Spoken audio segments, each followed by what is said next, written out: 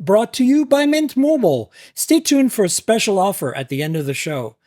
Hi, and welcome to the Mobile Tech Podcast. I'm your host, Miriam Joar, and today is February 15th, 2024, and I've got the excellent Tim Stevens here to talk with me about EVs. Hi, Tim. Hi, Miriam. It's been way too long since we've done this. How are you doing? I'm good. I'm all right. Awesome. We're here together in the same room, which will make this a lot of fun. I know. That's very serendipitous. It all worked out really well. We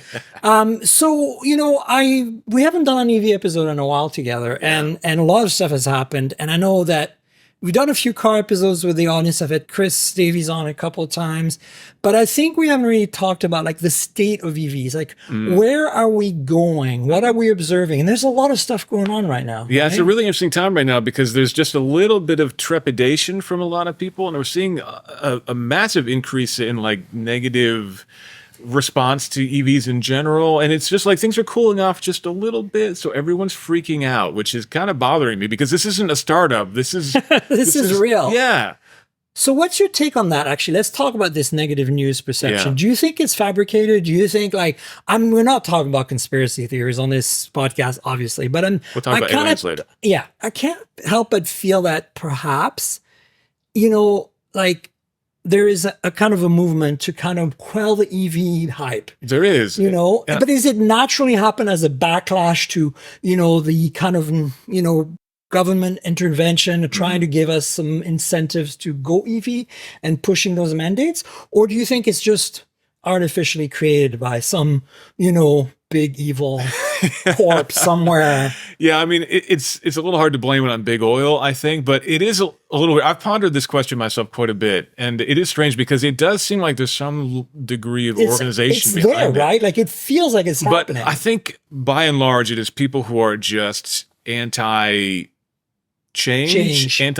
and particularly anti-environmentalism. And I think that there's such a correlation in many people's minds of EV must be eco-friendly, and therefore I hate anything that's eco-friendly, therefore I hate EVs. I really do think that's the organic bulk of the negative vitriol that we see is thanks to that. But why do you think people are anti-environmental or EV? I mean, you'd think that after the climate crisis we're observing, like, even if you're skeptical about climate change, you'd be like, yeah, maybe, it wouldn't hurt that we, generate energy through the sun and wind and you put it in our cars instead of burning. I have never understood why conservative voters cannot get behind environmentalism, if only to make a lot of money off of people who are willing to pay too much for quote unquote environmental stuff. I mean, if you are someone who is a traditional, free market, free business, let companies do whatever they want to do kind of person, isn't it a great opportunity for these companies to make environmental friendly stuff? Even if you're laughing all the way to the bank because you think it's fake, this is a huge opportunity. People are willing to spend tons of money on environmental stuff, so why not capitalize on that, even if you think it's dumb? But no, there's so much vitriol against this stuff. It really, really boggles my mind. Obviously, I try to kind of ignore all that because I'm covering EVs, so I'm just gonna have to write about it no matter what happens.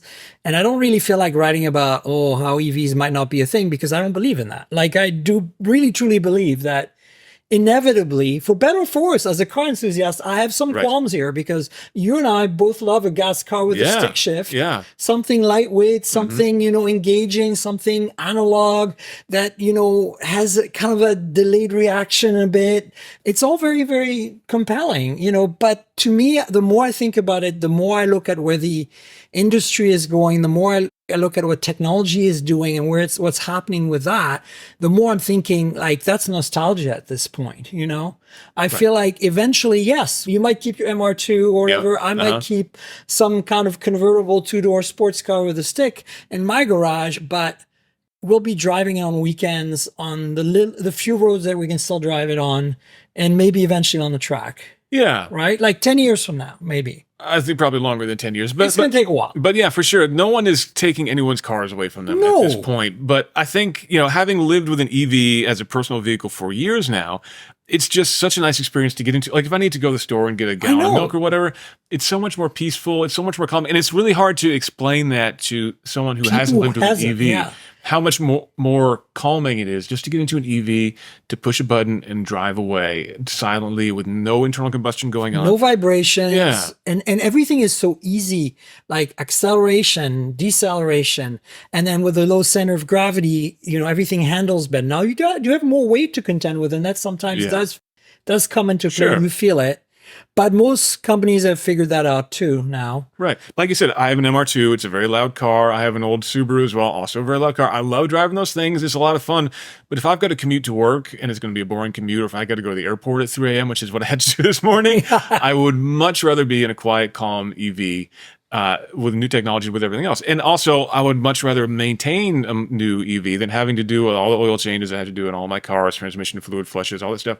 All that goes out the window. You don't have to worry about anything else. Yeah. And so here are some topics I want to kind of like run by you. So one of them is actually, we're kind of heading there with this conversation already. And that's how do you explain, other than, somehow talking them into getting behind the wheel of an EV for more than a test drive? Yeah. Do the average person that drives a RAV4 CRV every day, how much better of an experience is to drive an EV? And then conversely, or simultaneously to that, how do you explain to somebody that in that EV space, you have cars that are very kind of conservative, traditional in their user experience. And then you have like spaceships like Teslas, right? And you run the whole gamut. And like, if you, like me, you're used to the spaceship, like I have to convince people who like EVs that, the spaceship has its merits. Yeah. It doesn't always. Not everything is good in the spaceship. Yeah. But I'm just saying, like, to me, like, that's, I think, part of the problem is like, I can't pick a single EV that represents all EVs. Right. And I think that's kind of the beauty of our free market capitalist society, is that there are a variety of choices. And I think that's one of the things that a lot of these anti-EV people latch onto, is the idea that everything is going to be the same. And that's not the case at all. We see such a desperate selection. Like the Volvo EX30 is a really interesting, fresh design that feels like really nothing else on the road, which is exciting. But then you can drive in things that are like, the Toyota BRZ4 and stuff like that, which are much more traditional busy feeling. Forks. Busy forks, yes. It feels much more like a normal, everyday kind of car. And so, if you want the wild experience of the Tesla where everything is through the touchscreen, great, you can get that. Or if you want something with actual buttons and knobs and dials, you can get something else. And so that selection is important. And no one's jamming anyone to go into one car. But at the same time, I drive a Tesla all the time. Well, not very often actually, because I have pressed cars and I travel a lot. So actually, realistically, I don't drive my car that much. But I have done a lot of road trips and city driving in my car over the years. It's my second Model 3. It's almost 6 years of Model 3 for me, right?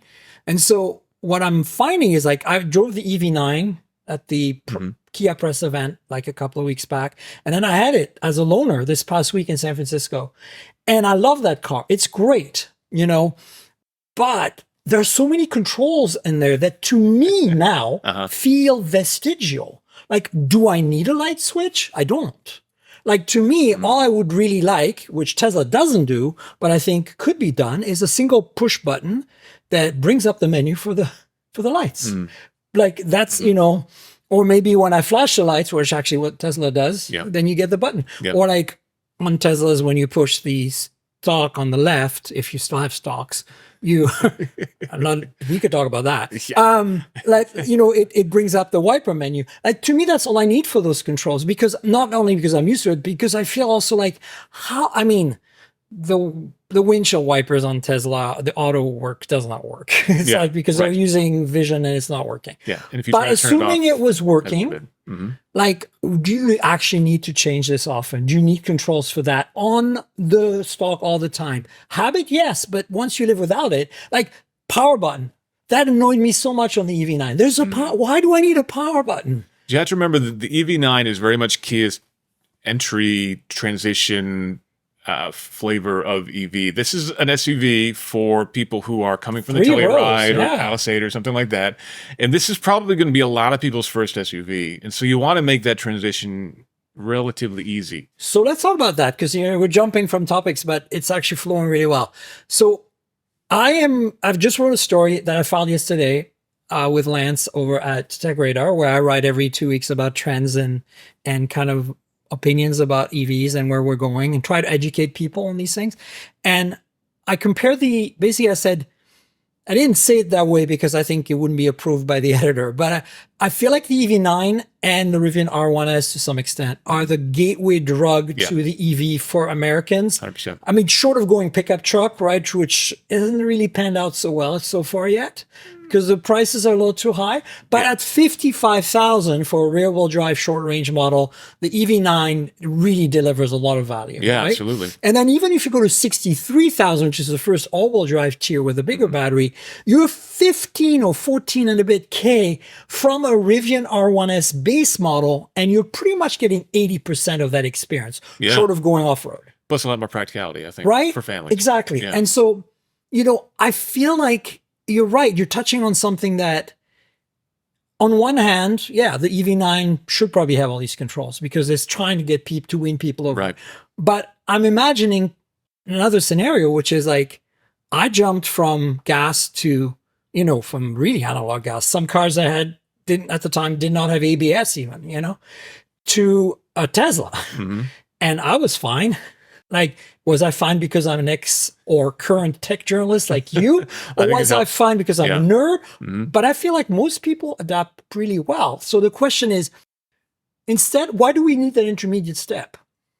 Do we really need that intermediate step? I think we do, especially as we're talking about the cynics that we kind of led off with. I think a lot of those folks are going to take any opportunity to say, oh, I don't like this. And so if you can drop down those barriers of entry, if you can make it easier for people to get in the car and just figure out how to drive it without having to learn something new, the traditional shifter that we don't really need anymore, even going from a traditional shifter to a push button, that throws a lot of people off. Now, for us, we don't even want the push button necessarily anymore. But I definitely think it's important, especially as we're talking about these, I think putting them as the gateway drugs is a really, really apt way of putting it. Make that as easy as possible, lower the barrier of entry as much as possible, make it familiar, and then ultimately we can start to move people into more aggressive, more progressive things. And so, talking about the EV9 again, amazing car for the money, amazing value, amazing package. I am not an SUV person. I am not a truck person, even though I learned from driving the R1T for a day that, holy crap, I want that vehicle. It's like the Swiss Army knife of EVs. Yeah, you get a lot of bad ideas from that thing. It's like, today I'm going to be a Lamborghini and I'm going to go to the track and lower the suspension and be an idiot on the track. Today I'm going to go to Home Depot and pick up some mulch. Today I'm going to carry the whole family on a long road trip because I've got the large battery pack or whatever, the max battery pack, and I got 400 miles of range. And today I'm going to just drive and commute like I would in a Corolla. It does it all, and it does it all really well. Now, it's expensive, but wow, that car blew my mind and really made me kind of rethink about the preconceived notions I had about, vehicles that I wasn't very fond of. And I did that again. The redux of that was the EV9 because I'm like, I don't need a three-row SUV. I would argue a lot of people don't need a three-row SUV. Yeah, absolutely. A lot of people want a three-row SUV for whatever reason. But I feel like I drove this car and I was like, I get it. Like and this is why I think this article I wrote is about like, this is a good thing because it's going to encourage people who are on the fence, but just need that extra nudge. Like they can't complain anymore. That thing will do anything short of a pickup. Like there's so much cargo capacity in that thing. You can go to Home Depot and fill it up. Yeah, it's definitely a great solution for people with large families who want an EV, and there really haven't been any options out there, especially if nothing that as attainable as that can be. So I think it's a great option. I think they'll sell a ton of them. I hope they'll sell a ton of them. And they have a great platform. The EGMP platform is really rock solid. It's been proven now. Yeah. It's one of the best out there. They're not fully software-defined vehicles, these cars yet, but Kia told me, because I asked that question during the Q&A, that this is the most upgradable in terms of OTA over the air. Because not all modules are, but most, which is more than any other car they've ever made, including the EV6 prior. Nice. So interesting. Yeah. But, back to software-defined vehicles now, since we're talking about that, and maybe back to pushing it too far, which I feel Tesla's doing with the removal of the stalks and has kind of gone back with the yoke, right? Like even the Cybertruck has a kind of squarish steering wheel, which kind of makes sense with steer-by-wire. Maybe I haven't driven it. I haven't either. But the point is that at least you can do this, right? If you not that you ever will, because it doesn't have that kind of range of, it's only one turn lock to lock, right? So I feel like they've come back on some things, which is good because the yoke on the S and the X is the stupidest. I'm sorry. If you like your Model S with a yoke, good, but no. right? No, absolutely not. Like you wrote about that. I remember you had a big rant about it. Yeah, absolutely. I think that there are definitely safety concerns, and the fact that ultimately that they slap that on there without optimizing the steering rack, like you need to do, really. A lot of people were upset that at CNET at the time, we said that the Tesla yoke was dangerous and that the Lexus yoke was good. But people didn't take the time to actually read the differences between the two, and Lexus put a lot of effort into theirs, whereas Tesla just basically cut the top and bottom off the steering wheel. So anyway, that's kind of old news at this point, and I do hope that it is better in Cybertruck. I hope to get the sample at some point. But it's not old news, because if you look at the new Model 3, the Highland that just came on sale like this last week or two, which I think is a brilliant update, because having owned the Model 3, there are some things that are lacking. It's interesting. Like, this is my opinion. The Model 3 is essentially a Honda Civic. That's electric. That's how I think of it. Probably in some areas worse, but in some areas better. But it's not like it's not trying to be a luxury product. I think people see it as a luxury product because the Tesla brand, was expensive to start with. Like, even 3 years ago when I got my second one, people are like, whoa, you have a Tesla, that's expensive. I'm like my Tesla was really cheap, actually, comparatively speaking. Like, I feel like, there is this preconceived notion. So people cross shop it with the 3 Series and the A4 and the C-Class. But I don't think that's what you should be cross shopping. Yeah, I very much disagree with anyone who says that pretty much any Tesla is a luxury vehicle. I don't think that it has the chops. And any of their vehicles, all the way to the top. Even premium is arguable, right? But here's the thing. I do think that the Highland is a better product in that sense. I think it might finally be a premium product. But then they did the thing of removing the stocks. Yeah. And by removing the stocks, you remove the drive selector and you remove the turn signal, which I cannot believe they did that. Like, it's like, to me, that's where, like, it's basically yoke version 2. Like, they didn't really learn. Yeah, it's almost like the hardware department hasn't gotten the message that their cars don't drive themselves yet, so they just keep pulling controls out as if the cars can drive themselves. You don't need to do it yourself. The engineers want the stocks, but I think it's somebody. It's Elmo up there on his throne, like, and it drives me nuts, because I have a feeling that if I jumped into a Highland, other than that learning curve initially of like, oh, you have to use a touchscreen for gear selection, you have to use the buttons on the steering wheel for turn signals, I'd be annoyed for a while. I'm sure I'd get used to it. But I have a feeling it would probably be my next car, simply because supercharging network, the tech, and now it's better built and better finished and better materials, and it's quieter and it has a better suspension tuning, all the things. And it's interesting because it feels like Tesla listens to their customers, but then they throw these curveballs. And sometimes it's fine. Like, as I said, like, there's vestigial controls I can live without, but sometimes it's not. Like, turn signal stocks have to stay. Yeah. I'm sorry. I draw the line. Get off my lawn. Like, I'm too old for this. No. I don't know about you, but that's me. Yeah, I just got out of a Lamborghini that didn't have a turn signal stock, and I was fine with it. But it's also a Lamborghini, and they designed the steering wheel to look like a racing steering wheel. And it's also left and right for the turns, right? Like Ferrari does. Yeah. So you're probably more intuitive than up and down on one side. Yeah. I just feel like there's not enough perception of what a normal person wants in a car. And exactly, there's a bit of egotism that's happening there. And the same thing that happened with the Model X, with the doors. Oh my God. Very clearly. So let's and the entire Cybertruck. No, this is good, because I had this conversation with a car journalist recently. I feel like vanity projects, right? Model X. Yep. My least favorite Tesla to date. Cybertruck, total vanity project. But the tech, I wrote an article about this. The tech in the Cybertruck is incredible, and it's gonna push the envelope forward for all car makers. Maybe not the steer-by-wire, because I think it's gonna take, like, in the same way as the electric power steering took a while to finesse. Maybe Porsche will come along and make it work like they did with EPS. But I feel like the 48-volt system, the networking architecture, like, a lot of that stuff, gigacasting in general, not just Cybertruck, but like in the Model Y, and what Toyota's doing or going to be doing, and what the Chinese makers are doing, that's not going away. And no, gigacasting in particular is not, but you have to remember Tesla didn't invent No, gigacasting. I know. Yeah, so I think what I'm just saying is that, like, the Cybertruck is a vanity project, but I do feel that, unlike the Model X, it did develop new technologies that I think are going to trickle down to potentially a 25K, priced if it does. car. Yeah, we'll if see. they can pull it off. Meanwhile, Tesla's turning into an energy company.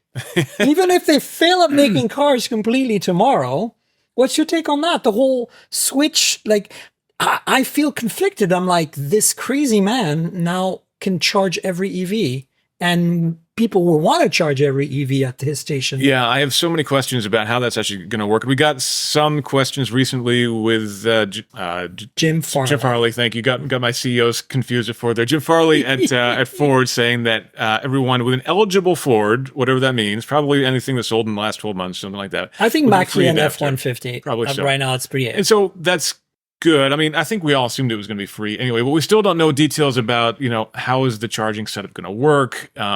What's the maximum speed? Farley made some responses on Twitter, but he basically said yes to everyone. Like, will it do this? He basically said, yes, it'll do this. And there were some places where he said yes to two things that were kind of conflicting. So I'm very curious about what speeds are going to be, what the customer experience is going to like. Will everybody have to sign up to the Tesla app in order to be able to charge their F-150 Lightning? Probably. I think we both expect that. So at least I do. I have a different view on this. I think what's going to happen is I think Tesla's going to expose some APIs for other car makers to connect to their back end, to benefit from all the routing powers, to benefit from, what's available, the pricing, things like the door codes on the cafe at the I-5 stop at Kettleman Station. There's a coffee shop there run by Tesla. And the only way you can get to use the bathroom in this little coffee shop that they have is by looking at your screen at the code that they display for that location.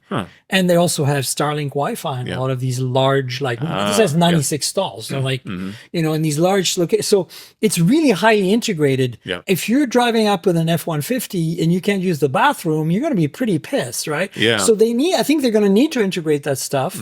And ideally, that's what I'd like to see. It's literally plug and charge. You plug and it charges your Ford Pass via the back end of Tesla. That's what we want to see for sure. But will that happen? I don't think it will. Yeah. And honestly, installing the Tesla app, it's a minor thing. Like the Europeans do it all the time right now. I don't know if you've charged on a supercharger in Europe.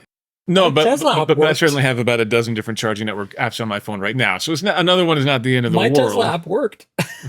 It's amazing. Interesting. Yeah. But what I would love to see would be the supercharger network spinoff as a separate company. I think it's time for that. And honestly, I think because so long as it is so closely tied to Tesla, then Teslas are always going to have an advantage when it comes to that user experience that you're talking about. Yeah. And they have no incentive to really make that better for everybody else. Sure, they'll open it up and they can get a lot of good PR about how open they're being. But it sounds like you're going to be kind of a second state citizen when it comes to using the systems. And that's what I'm afraid. You won't have top tier speeds. You'll have a cable so that's too short that's for your more car. of a technical limitation right now, like the top tier speed. But I think there is no technical limitation to fully integrating with the Tesla backend. The question is which manufacturers are going to do it and how. And we've been at briefings where we ask questions like at CS, right? And the answers were damning. Like I was like, OMG, why are you not taking this seriously? And that's what I'm concerned about. So I'm actually glad that Ford is taking it seriously. At least they're trying. Maybe they don't have all the answers, but they're trying. Yeah, I mean, we've talked about this extensively online, and I have been pretty skeptical about the short-term ramifications of NACS. I think it's going to cause confusion in the market, and I think there's going to be a lot of situations where people are going to pull up on their Lightnings and the cable's not going to reach or it's not going to work, whatever else.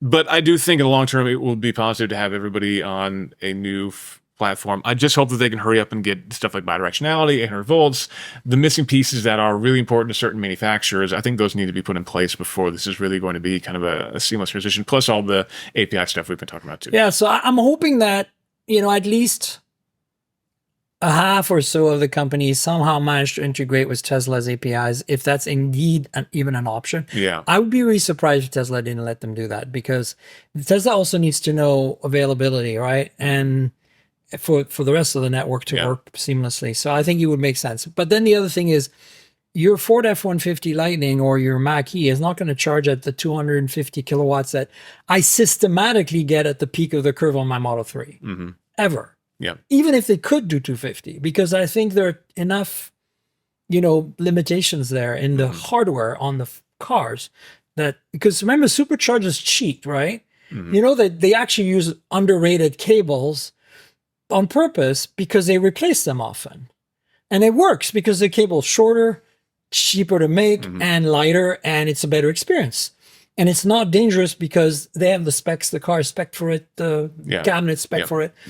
But, Kyle Connor covered all of that. It's like kind of fascinating how, Tesla's like, yeah, the EE engineering says this, electrical engineering, but we have some wiggle room and we're going to not go for like the worst case, but like we're going to tune it down because overall in scale, it makes more sense to replace the cables often than to make like the German engineering approach. We will make the most bulletproof cable possible. Yeah.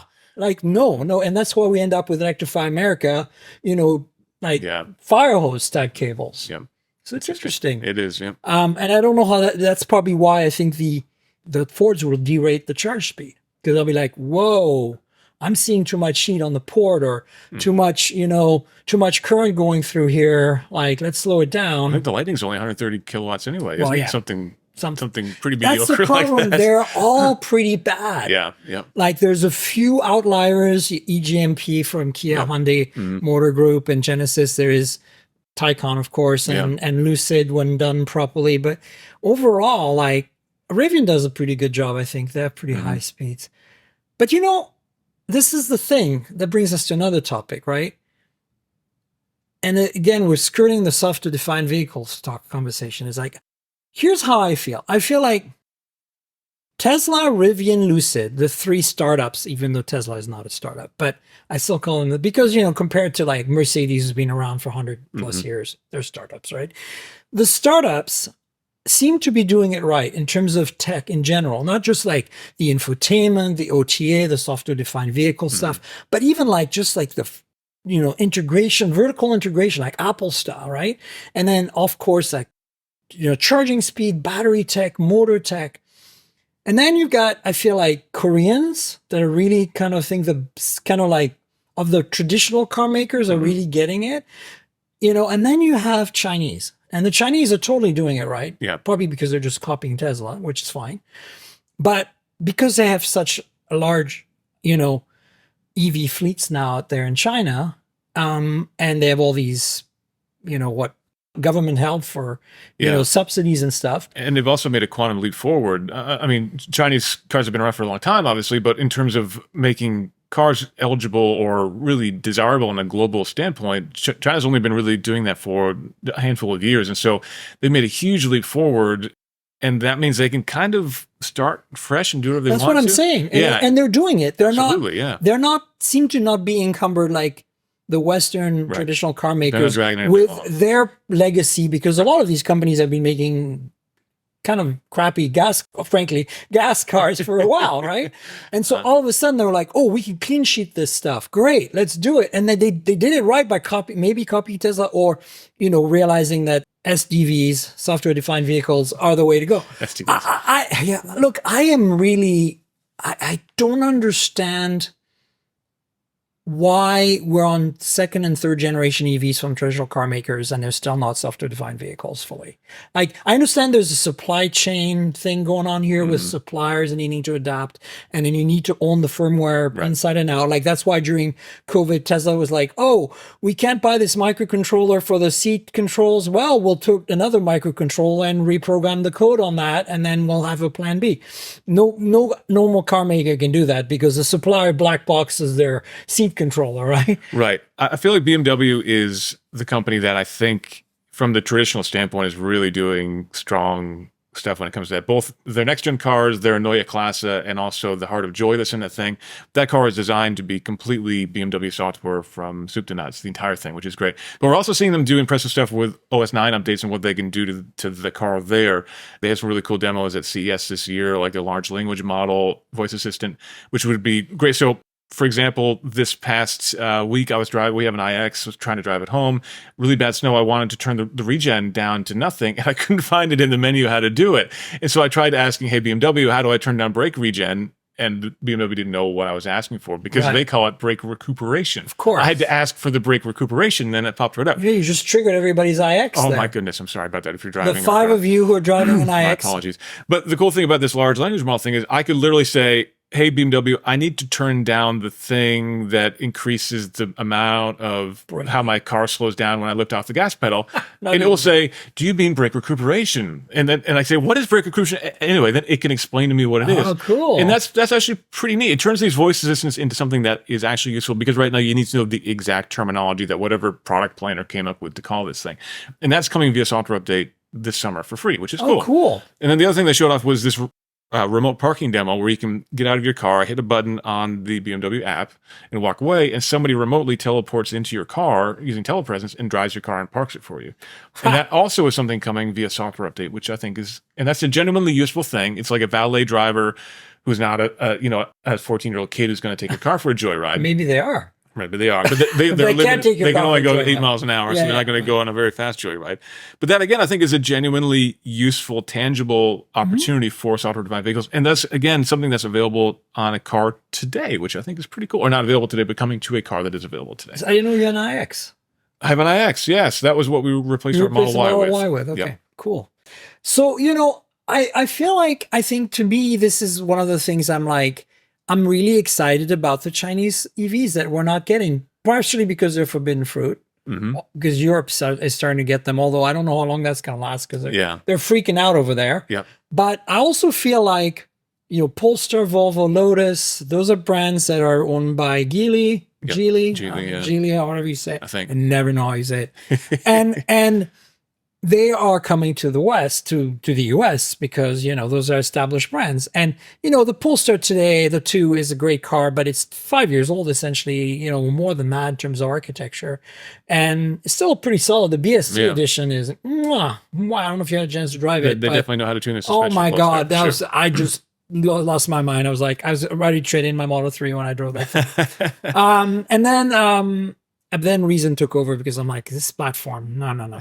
But I think Polestar 4 I'm really excited about, because that would fit me to a T. Like it's more like a car. I know what they call it, an SUV or a CUV, but it's more like a car. And it's essentially a Zeekr, and they're really cool cars. And, the Polestar 3 to me feels more like an EX90 without 3 rows, Right. Yeah, and absolutely. that's not what I'm looking for. Like, I want something really sporty. So I want them to do, like, if I'm in the market for an electric car again, and I want to avoid the shenanigans of the Elmo, I will probably go for Polestar 4 at this point. That's cool, because I feel like I cannot give up the software-defined vehicle life, that very vertically integrated. The fact that Polestar sells a phone in China because they bought Meizu, Geely bought Meizu, the phone maker, and they're making a Polestar phone. I cannot wait to get my hands on that, even though it'll not work in the US or whatever, just to try it out with a Polestar car. Because this is that, I wrote about this vertical integration, like how Xiaomi made a car, how Huawei's made cars, how, Polestar's making a phone. And NIO has a phone. We haven't figured out who makes that yet, but it's super high end as well. And so this is only in China. But to me, like, this vertical integration is also what defines software-defined vehicles. But it's really works well in China because everybody's got their own ecosystem. Xiaomi has essentially the equivalent of iCloud and all these features that we have on iPhones, right? But in their own ecosystem. So, of course, their car and their phones and their TVs and all that stuff is going to work seamlessly as one, right? But we don't really have that, because we have Apple and we have Samsung, or Apple and Android here. So this brings me to the other very controversial topic that I've written about and I'm very vocal about, is that I have a very strong hatred for CarPlay and Android Auto. Oh, interesting. Okay. Because I've lived the Tesla life and haven't really missed Android Auto and CarPlay, frankly. And, I totally understand the merits of jumping into a rental car and having the exact same experience I just had in my CR-V or RAV4. But I don't drive a CR-V or RAV4. I drive a software-defined vehicle with a very narrow, very polished ecosystem. And my phone is just an accessory to that, but it actually works. I don't really need more. Like, my music services are on the infotainment system. My Tesla can see my calendar, my text messages, my call stack. I'm good. Like, do I need to do, Discord on my cars? No. But that's me. Some people want to do Discord. Well, 50% of people in a recent survey said that they would not buy a car without Android Auto. I know, and GM has stirred quite a stir. I wrote about that. Absolutely. But to me, they're a crutch. So my problem is not that Apple and Android should be not part of your car. Yeah. My problem is that it's a projection. When you have an Apple ecosystem, like if you're an Apple person, you have the watch, you have the phone, you have the iPad, you have the Mac, you have the speakers, whatever. You're that person. You don't project your phone to your iPad screen. You log into your iPad. What we need, and this is why I'm excited about a lot of the Android Automotive version 2 that we're starting to see some companies adopt. We need to be Apple needs to let us log into a Mercedes with my Apple ID and get my entire Apple universe over there. But they're not going to do that. But what if they did it in a virtual machine? It'd be still better than projection because you could optimize it. Because it would run independently of your phone. Your phone wouldn't have to be connected. But you would only be able to do that for one or the other. You would not have an Apple ecosystem running within Android Automotive, I don't think. Which you virtual, I've been thinking about this because as in China, it's easy, vertical ecosystem. You log in with a Xiaomi ID, you're in a Xiaomi car, you're good to go. But here, I imagine a world where it's all driven by Android Automotive, ultimately. We know it's going there, right? For the West. Yep. Even Polestar is going to use Android Automotive here, not whatever stock they're using in Geely, and Zeekr, right? So spin up a virtual iPad. Spin up the virtual iPad and let it run on the car and have an app on the iPad that talks to the car. But Apple won't even let people build like third-party Macs anymore. But this would require Apple. Oh yeah, right. And maybe Because CarPlay version 2 is going there, but I don't feel like CarPlay version 2. As soon as I saw the Porsche illustration without the tachometer in the middle, I was mad. Like I know EVs don't have a tachometer, but even the Taycan, there is a power meter, whatever you want to call it. No, anyway, the point is, it's in the middle, right? And Apple cannot take that away from us.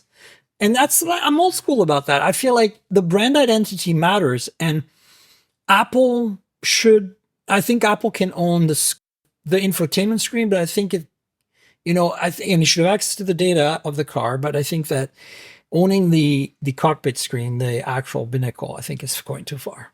I just don't think that Apple will ever let that happen. And so given that, I think the best we're going to get from Apple will be this Porsche stuff where you're able to take elements of CarPlay and pull that out. So it's no longer projection in that case. No, it's not. It's a different sort of thing where you're basically pulling elements of CarPlay into the UI, but you still need your phone. And that's the problem. I think you will always need your phone because Apple's never going to So here's the future I'm imagining 5 years from now. All of us on Android, the few of us that are left because Apple is eating the world in North America, are going to be native Android, logging in with our Gmail account, and everything will just when over. Our phones will not be needed, but our phones will obviously talk to our device. That'd be great, but I mean, when's the last time? But CarPlay will exist for projection for Probably those suckers, the millions of you who have an Apple ecosystem, including myself, because I'm recording on an iPhone here and a MacBook, even though I'm an Android user as primary. Although this is a Galaxy S24 Ultra recording the video. Hi, Patreons, by the way, if you are listening to us and you're like, why are you talking about video? There's a video version of the podcast you can get in advance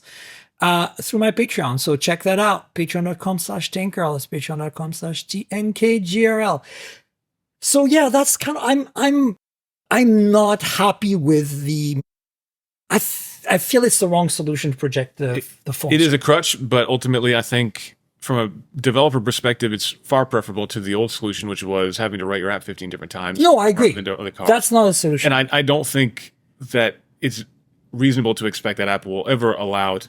And this is why Android Automotive is the end game, because the Android app exists. The problem with Android Automotive is that it's been a long time since we've seen any major app get released on Android Automotive. Because Google. And there's still a tiny fraction of the number of apps available on Android Automotive that are available on Android Auto, which is why even if I can do an Android Automotive car, I'm mad because I cannot use Android Auto in Android. But that's why, you mean, when I talk about Android Automotive version 2, what I think what Geely's actually doing is it's not Android Automotive.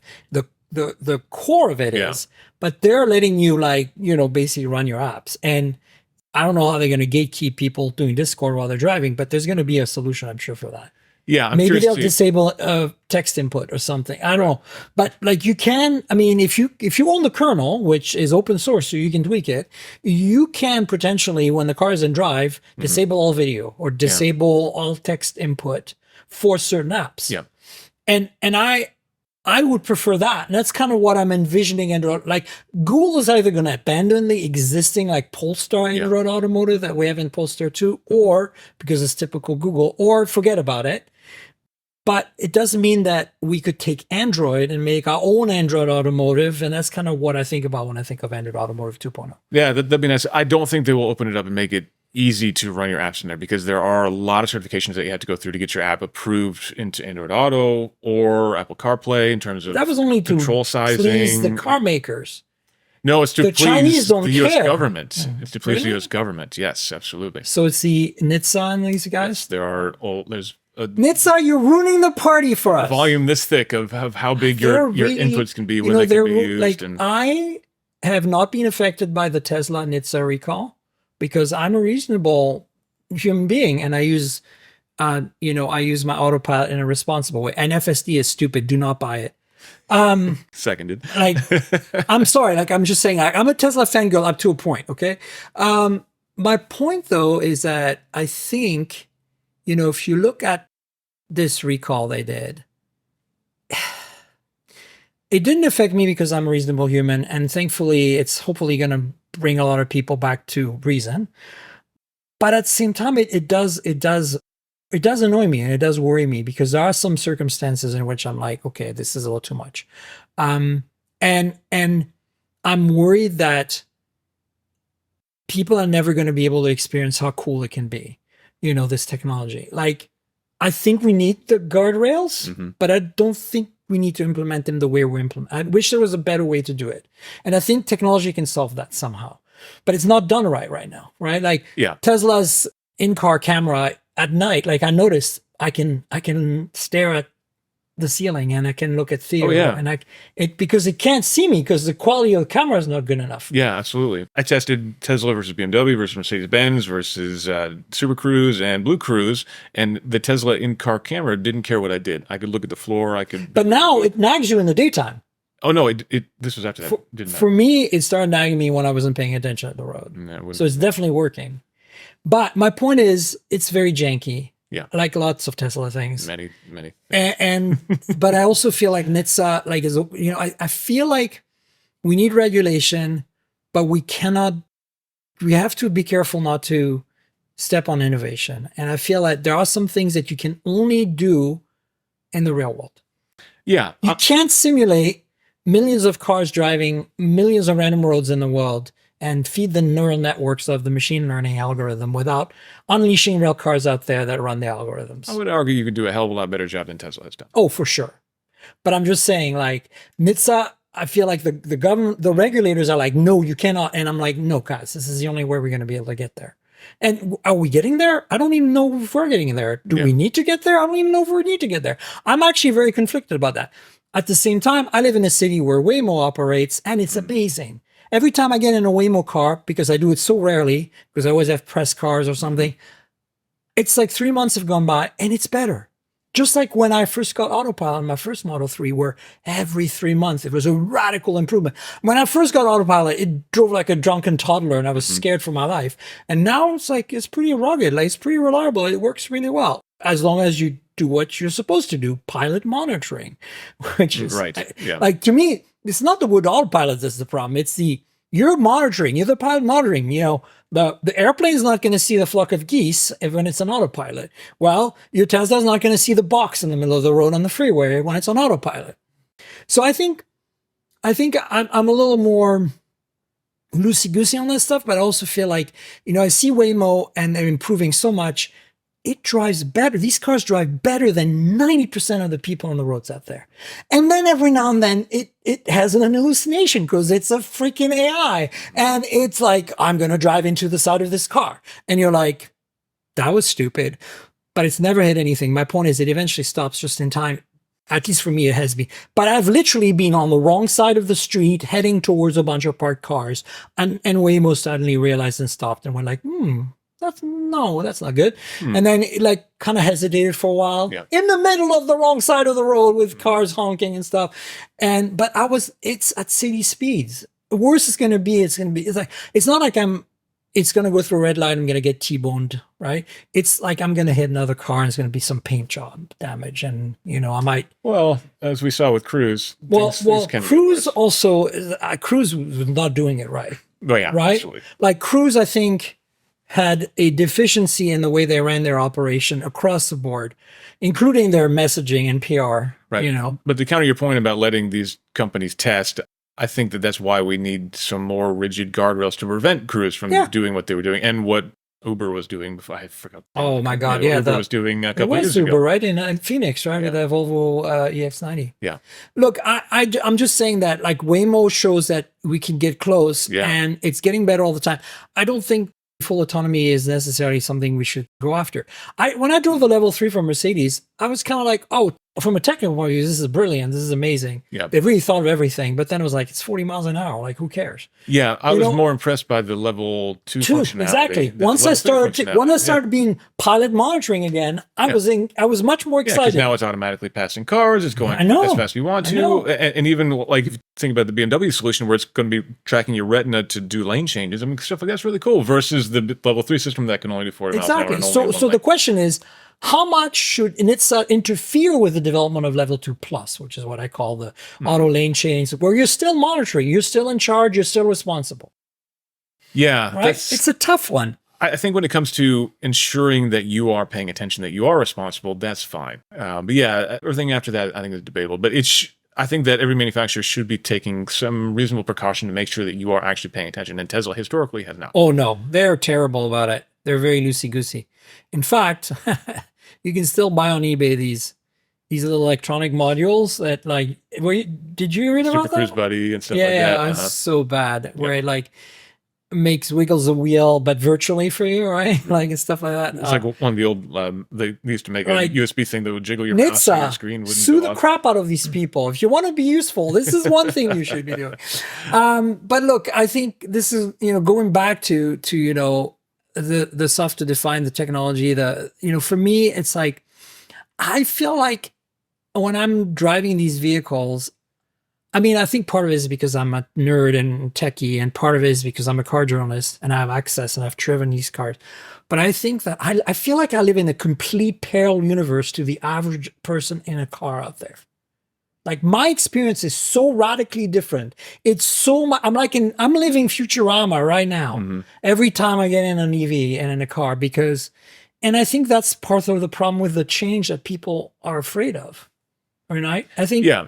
And I think that's part of the reason why so many people are so blown away by Teslas is because they haven't driven any other new car in 5 or 6 years. Their car's going to be 10 years old, and they drive into Tesla, and it feels like they've moved into another planet. Meanwhile, there's a lot of other cars that have similar technology out there that offer that too, but they feel like, oh, this is wild. This is so different. And yeah, I think that the future is not widely distributed. Thank you, and that's very much true on the road. Yeah, the EV future is already here. It's just not evenly distributed. I've literally written that in an article before. But I think I want to find a way for us journalists and in general for us EV enthusiasts, advocates to educate people in a way, like right now, I don't feel like we're able to do a good job. There's something missing. It really is. The experience is such a huge part of it, and without a test drive, you can't get that. I was a little bit frustrated. Porsche did the Macan EV launch recently, and they were talking about how, driving is experiencing. So I asked their CEO, like, okay, so does that mean you're going to have more Macan EVs available at dealerships for people to drive? And they're like, no, we're going to sell everyone we're going to make. What are you talking about? We're not going to have demo cars available for people. Like, okay, how are you going to do the convincing then? So, I mean, Porsche's obviously is a limited case, but I really do feel like that's a huge part of it. And if you're someone who has got that innate dislike for that thing, you're not going to take the effort to go drive one of these, even if you can. That's unfortunate. So, do you think we're going to get to a point where, first of all, do you think that the governments of the world, not just the US, but Europe and stuff, have been a little too overly optimistic with their deadlines on killing off the older tech, whatever that older tech might be, diesel, gas, hydrogen, whatever you want to call it, to me, hydrogen is a dead end, but like in terms of EV hydrogen, I mean, consumers. there's hydrogen combustion, that's another stuff. But I do feel that things are overly optimistic, or do you think that we're about to experience a reckoning with climate to the point where people are just going to have to, and the government's going to have to mandate? No, I wish that were true. I do think, unfortunately, that the 2035 mandates that we're seeing in a lot of places are too optimistic. I do think that there will be some countries that draw the line and stick to it. Like France, Norway, probably Norway, whatever. Europe, California, maybe in the U.S. But I think by and large, we'll see companies backing off from that. And I think the General Motors move recently where they're kind of shying away from their Ultium technology and saying they're going to reintroduce hybrids into the U.S. market is kind of the first step. But even Ford, right? Like they're decreasing their production on the F-150 Lightning, which is a brilliant vehicle. While jacking up prices, unfortunately. It's too expensive, and it is now, I don't like the steering because it feels like a truck, and that's not what I'm looking for. Because everything else feels like an EV, but the steering feels like a truck. But it's still a brilliant vehicle because it is an F-150. Other than towing, it can do everything an F-150 does.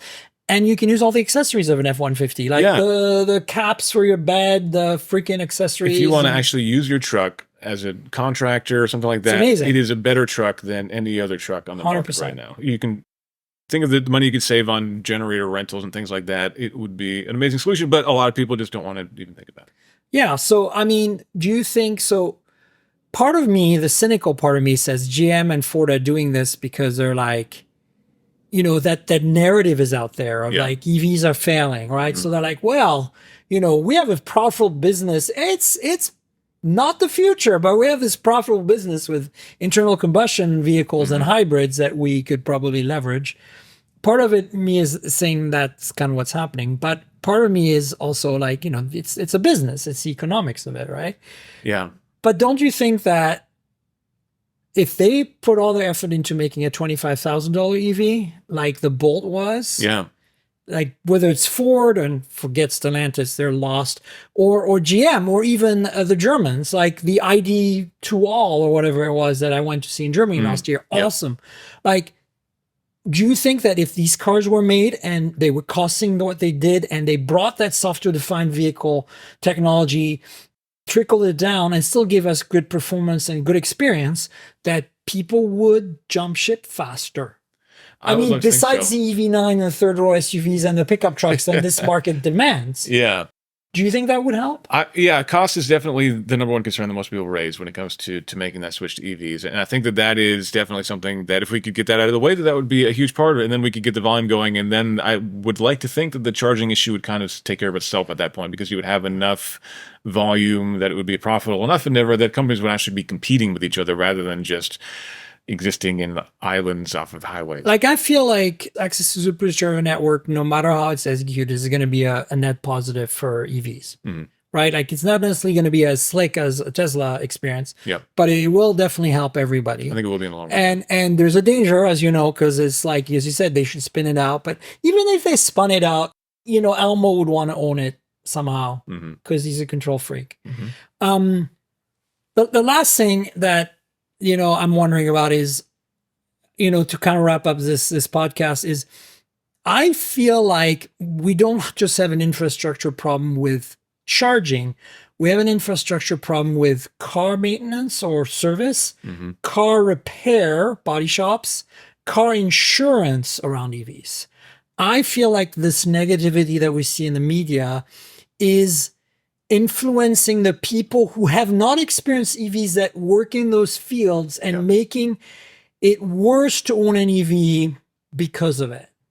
And part of that is further accelerated and further made more difficult by gigacastings, for example. Right. Yeah, for sure. But inevitably, cars are going to use gigacasting. It's more cost effective. It's a better use of material and energy. It's faster, cheaper to make. And more importantly, you can optimize for safety better. Yes, the cars won't be as repairable. That is why we need better recycling infrastructure. That's why we, you know, to me, it's an infrastructure problem. Like, if we don't solve this infrastructure problem, Tim, my concern is that this vertical integration we're already seeing in China, like all the way, is going to happen with insurance, which is already happening. Tesla insurance is going to happen with body shop. Tesla is doing their own body repairs now. Service centers, obviously, everybody's got their own. That's fine. But dealers, that's another big deal. Like, haha, dealers are a big deal. Dealers need to die. I'm sorry. Like, if you are an owner of a dealership, you're listening right now, and you're like, that's it, never listen to you again, Miriam. It's not you specifically, but it's the entire industry. It's slowing down the process. I would not want to ever buy a car again that I can't buy like I buy an iPhone. Sorry. That's me. After my Tesla experience, it's been magnificent. And that's why I'm probably going to go to Polestar. Right now, I'd love to have an Ioniq 6N when they make it. I love the look of the car. I like the design. I think it's great. If it just needs to be a little faster and peppier for me. But overall, it's a pretty solid, choice for me. But then I think about the dealer experience, and I'm literally walking away from that thought. Yeah. I mean, when we bought our BMW, it was a really nice experience. Our salesman was great and everything else, but it still took a long ass time. When we bought the Model Y, I configured it online. I got an email. I showed up. I scanned a QR code. I walked over the car and I drove away. And it was amazing that I barely had to interact with anyone. And it was the same thing when we dropped it off after the lease was up. It was basically the same thing in reverse. That is absolutely the way that it should be, but sadly, I don't see our dealer laws changing the U.S. anytime soon. But what about this other part stuff? Do you think that we are pushing car manufacturers by not having the infrastructure for insurance, repair, maintenance, and sales, that we're pushing these manufacturers to go fully vertical? And that's not a good thing. I think ultimately choice is a good thing. The fact that I can pick my insurance company is a good thing. Yeah, I think Tesla's a bit of a special case in that because insurance companies didn't want to touch them, and so they were kind of forced to. I think that the gigacasting thing is interesting. I actually just did a piece it'll be the next issue of Car and Driver. You can go check it out. A deep dive on gigacasting, and I talked to an analyst about that topic, and the response basically was when it comes to repairability cost, it's actually potentially going to be lower in gigacasting cars because they will, on average, have much better collision avoidance systems than older cars. So they'll be less likely to get into a crash. Now, if you have the similar crash, obviously the gigacasting car is going to be more expensive, but it'll be less likely to crash. And so therefore, there won't necessarily be the insurance impact that you would expect. But I hope that we don't get to a point where we are forcing every manufacturer to have their own insurance thing. And we saw it before, like Care by Volvo, for example. That was what that was going to be. Right, exactly. And it failed. It failed, yeah. So I think it was true. It's like Nokia.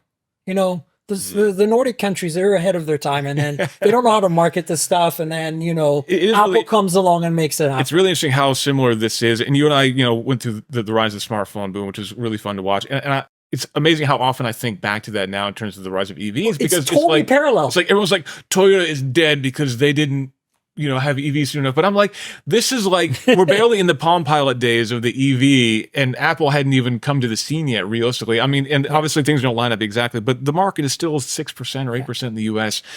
There's plenty of room. Everything's going to evolve in ways that we can't possibly imagine, just like the smartphone evolved in ways that we can't imagine. The next disruption, if it happens, and it could happen, I think, is the Chinese EV makers, like Zeekr, launches in the US, builds a plant in Mexico, and then with NAFTA, nobody can force them to stay out. Yeah, actually, another piece of different Car Driver was on the ramifications of the UAW strike. And one of an analyst I spoke with there said that basically the UAW may have just shot itself in the foot. Of course they have. Because they have driven up the cost. I'm pro-union, but of course they did. Every car is going to be more expensive. Every U.S.-built car is going to be more expensive next year than it was this year, and that's opening the door just in time for the Chinese manufacturers to come in.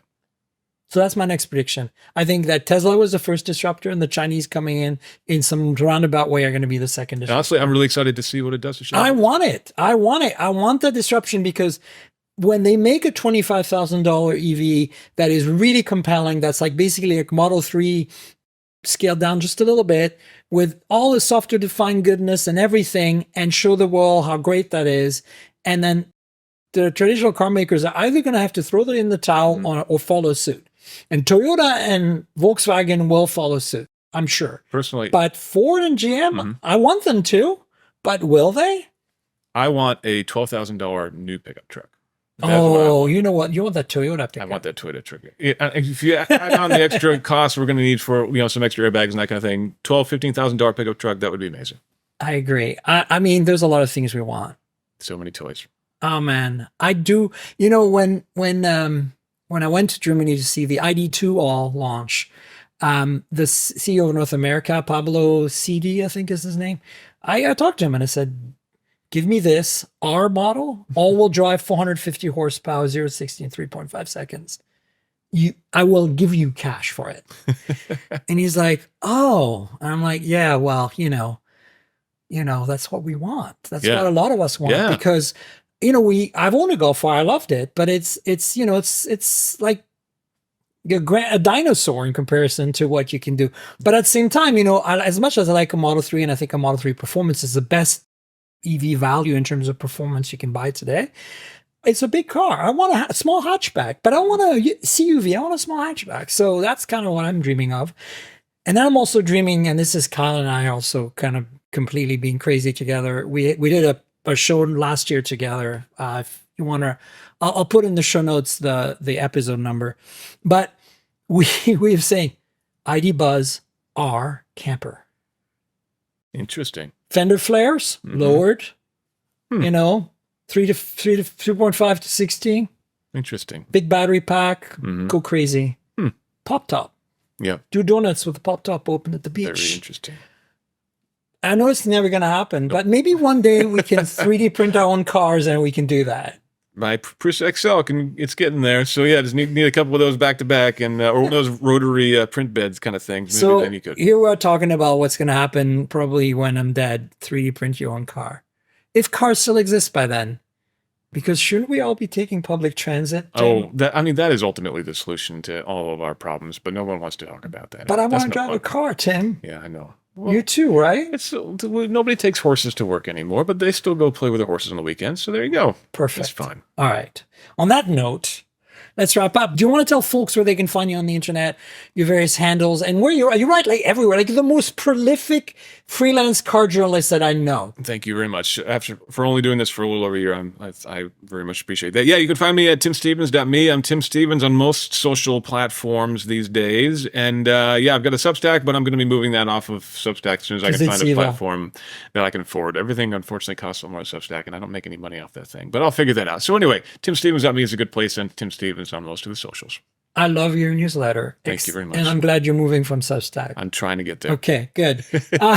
And folks, you know where to find me on the internet. I'm at Tankerl. That's TNKGRL on most social media platforms. That includes Twitter. I will not call it the thing. Mostly Threads lately. I'm very active there. Of course, Instagram and Blue Sky, although I don't know, is that still a thing? It's still. I'm there, but I just don't feel like I have the traction. Thread's really working for me somehow. And then, of course, the podcast is at mobiletechpodcast.com. We're on all the big platforms, so subscribe and tell your friends. And then there's a YouTube channel, which is kind of like on the slow end of things right now. youtube.com/mobiletechpodcast. There's some unboxing videos and reviews and hands-ons and stuff. Check it out. And then, you know how YouTube works. Like, subscribe, tell your friends, click the bell, comment. If you want to comment about the podcast, do it on YouTube. It's fine. I'll read it and I'll respond. And then, if you want to help me financially, patreon.com/Tankerl. That's patreon.com/TNKGRL. So, the big thing is the video version. You get it a day or two in advance. And sometimes you get bloopers and sometimes you get like extra content. If I run over an hour or so, I generally I give you a little more and cut that out of the audio version. So you might get extra material and, you get to see our pretty faces. And you get to see our matching Chuck Taylors too. Oh my God, look at that. And then also, if it's a phone show, like if we're talking phones, that sometimes we brandish all the new toys. So if you want to see them like close up and personal, it's fun. So check that out. There's also other perks, access to our Discord and a bunch of things. So check that out. I'd love it if you could help me out. If you don't want to use Patreon, check out the links in the description. There is a link to a PayPal button you can use to buy me a coffee, like $5 coffee, because that's how much a coffee is in San Francisco, by the way.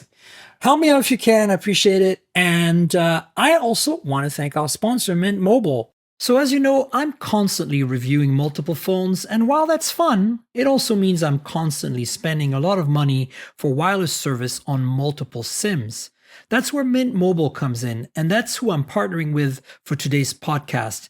If you also want to save money on your wireless service, switch to Mint Mobile. As tech-savvy early adopters, you've probably heard of Mint Mobile before, but let me quickly tell you how awesome their service is. Mint Mobile offers premium wireless for as low as $15 a month, and you don't have to sacrifice any coverage, speed, or data. They're built on the nation's largest 5G network. They keep costs low because they sell direct to you online. They cut out the retail stores and salespeople. Why should you pay more than you have to for access to the same network? In my experience testing phones, Mint Mobile delivers the same data speeds and call quality as the big three for a fraction of the cost. Switching to Mint is super easy. Thanks to their eSIMs, you can sign up and activate immediately right on your phone from the comfort of your home. No more standing around and waiting in line at a big wireless store. You can keep your current device and phone number and easily switch services. And if your phone isn't eSIM compatible, Mint will ship you a new SIM free of charge. All Mint Mobile plans include unlimited nationwide talk and text, lightning fast 5G, and free mobile hotspot. Mint will show you how much data you use each month and recommend plans that save you money. Mint also offers a modern family plan that lets you set up a super affordable family plan with as little as 2 lines. Use my link mintmobile.com/mobiletech to get premium wireless starting for $15 a month. That's mintmobile.com/mobiletech. Stop paying more than you need on your wireless bill and start saving big with Mint Mobile.